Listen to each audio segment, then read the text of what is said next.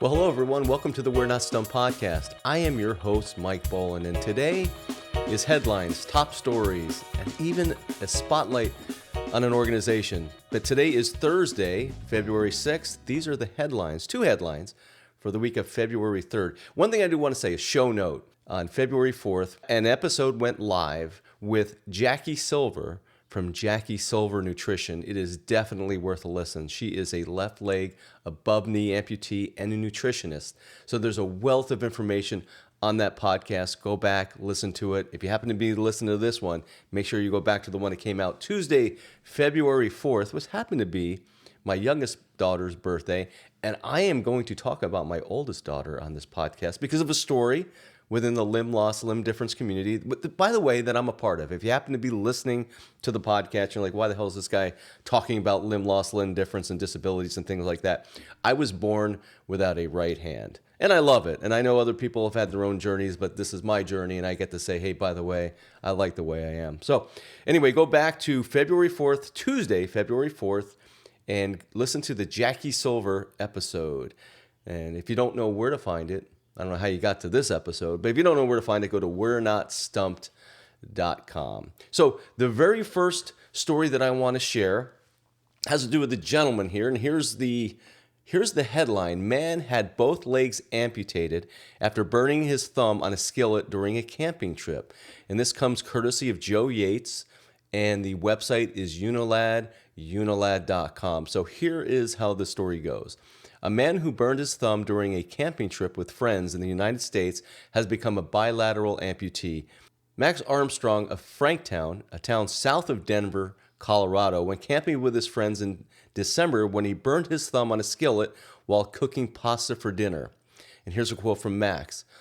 It was a hunting trip with friends that turned into a bit of a nightmare. I guess it sure did, Max. And he's a 40-year-old. That's, it said the 40-year-old explained. I grabbed a skillet wrong and my thumb touched the hot part. I could feel it burning as I moved it to the table, but I didn't want to drop it. I didn't think much of it, as I've gotten burns before and all that stuff, living in the outdoors and being outdoors my whole life. After dinner, I cleaned up the burn, put a bandage on it, and off we went. At the time, the Franktown business owner hadn't thought anything of it, but as days passed, he noticed his left leg began to swell up while his toenails began to turn purple, and he was in pain. 6 days passed until he was driven to a nearby hospital. This was on December 7th, and when he made it into the ER, his eyes began rolling back into his head. The reason for the delay was because he thought the pain had just come from hurting his ankle at some point without realizing what had really happened. Doctors quickly confirmed that strep A bacteria had gotten to his burn, and that quickly developed into sepsis, which can be life-threatening if not treated properly. Sadly, dinner was enough for the burn to get strep A. Yeah, if you can believe that. So, as he said, sadly, dinner was just enough of a time for him for that to develop in his burn. At that point, my toenail started turning purple, and the swelling had increased. Wow. Max was placed into an induced coma for 6 days. When he woke up from the coma on December 13th, Max said his feet were both completely black and the doctors recommended amputation, telling him they would be impossible to save. And on October 23rd, he had a 3.5-hour operation to amputate both of his legs. Sorry to hear that, Max. Initially, when I woke up, I thought my legs were still there, and then I came to realize that they weren't. I felt down my leg and realized that my legs weren't there. I asked the nurse and she confirmed that my legs had been amputated. She told me that my family was waiting for me and kept on reminding me of them, which really anchored me. Now, as he's recovering in the hospital, there is a GoFundMe that has been set up. And what I will do is I will link to it in the description. But if you're just listening to this podcast and want to find out more about his GoFundMe, go to GoFundMe and look up Max Armstrong. Go ahead and do that. And as I always say, if you can't financially help Max, do the next best thing and share his story, because there might be others in your network that could help Max out. So Max, we hope nothing for the best for you, nothing but the best for you, and continue in your recovery. Sorry to hear all of those things you had to go through. Terrible story. Headline number 2, David Tennant announces that he was born with a rare condition. So This is an interesting one. This one comes from Maria Butt, B-U-T-T, and this comes courtesy of MSN.com. This is where I'm reading it. So here's how the story goes. David Tennant has confirmed that he was born with a rare condition after internet sleuths noticed his extra appendage. The 53-year-old is set to host the BAFTA Awards for the second year in a row and was recently confirmed as the lead in ITV's forthcoming phone tracking drama, The Hack. Phone hacking drama called The Hack. Very, very creative as far as that name is concerned. But here, check this out. It was the fans on Reddit who first noticed that the Doctor Who star had 6 toes on his right foot. The Good Omens actor has since confirmed that he does indeed have 11 toes in total with an interview with the Metro. Do people know that? He was asked, to which the actor replied, well, they do now. Describing the nature of his extra appendage, Tennant explained that it's sort of like a little nubbin. The extra toe was on the right side of his foot. According to John Hopkins Medicine, the condition is called polydactyly and translates to extra digit. It is a congenital condition, which means children were born with it. And that's where I was saying I was going to talk about my oldest daughter, too. My youngest just turned 25 on February 4th. Of course, we went and celebrated, had a good time, and had my oldest daughter with us, too. She was born with 11 toes as well. So I'm not the only person with limb loss. Well, I guess limb loss, yeah, but limb difference in my family. She has 11 toes. And here's some like gotchas or FAQs, I guess, that they list about the condition and what is polydactyly. Polydactyly is a common congenital limb difference occurring in about 1 in 500 to 1,000 live births, which I think is kind of interesting. I mean, who edited this? They said it was a rare condition twice, and now they say, hey, it's a common congenital limb difference. There are 3 types: pre-axial, which is an extra digit near the thumb or big toe; post-axial, an extra digit near the little finger or toe; or central, meaning that the middle finger in the hand or foot. My daughter's is a extra small toe on her right foot. It sounds like it's exactly like Mr. Tennant here. The extra digit can range from small, non-functioning to fully developed digits. And while often harmless, they can sometimes interfere with limb function.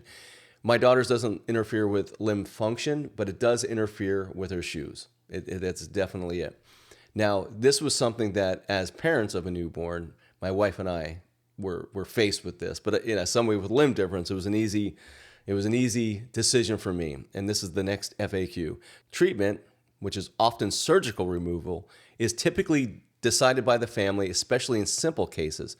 More complex cases require ongoing surgical intervention and follow-up. Yeah, and for my wife and I, it was an easy decision. I was born with limb difference, and certainly she was too. And I'm like, no, that's not a decision for me to make. Just like my parents always gave me the ability to make decisions, how I navigate life with limb difference. It was the same thing we're going to do for our daughter, and she loves it. That makes her different. That's kind of the fun part about being a limb different person. We get to have fun with it, and she certainly does too. But just an interesting story, and one that I don't usually talk about my family or anybody that I know necessarily. It's always people that you're on the podcast. Maybe we have similar stories, but this is a family member, another family member, my daughter, with limb difference. So pretty interesting. So when it comes to the last thing I want to talk about, and this has to do with a organization I ran across. It's called Be More Adaptive, and they can be found at bemoreadaptive.org. And let me tell you about their mission. Their mission is to help provide accessible disability resources, enabling people with disabilities globally to lead fulfilling, sustainable, and productive lives. Great mission. So they're a mission-driven organization, what they said. I'm reading their About Us page. Again, I'll link to this story or this organization in the description. But again, if you want to find out more, bemoreadaptive.org. Here's some of the things they talk about. Enhancing accessibility. Be More Adaptive aims to remove barriers and create a more accessible environment for all individuals within the disabled community. Expanding knowledge. We are committed to raising public awareness and fostering a deeper understanding of the disability community. And lastly, centralized resources. They serve as a comprehensive resource hub connecting individuals with a wide range of disability-related support services in one convenient location. So here is their vision. Be More Adaptive envisions a world where disability is not a barrier, but a strength, with full accessibility and inclusion for everyone. So there's a section called Meet the Founder, and the founder was Caitlin Connor. And here's a quote from her: "Why we exist. When I became a new amputee, I learned very quickly that the world was different to navigate with a physical disability. I began doing my own research, hoping to find ways to feel like I had a chance in the world." Wow, that's a bit strong. I distinctly remember how lost I felt in my quest to adapt, and I never want anyone to feel as I was. So with the help of my friends, family, and the community, our organization was born, and with it, a dream made a reality. And that's from Caitlin Connor. She's the CEO and founder.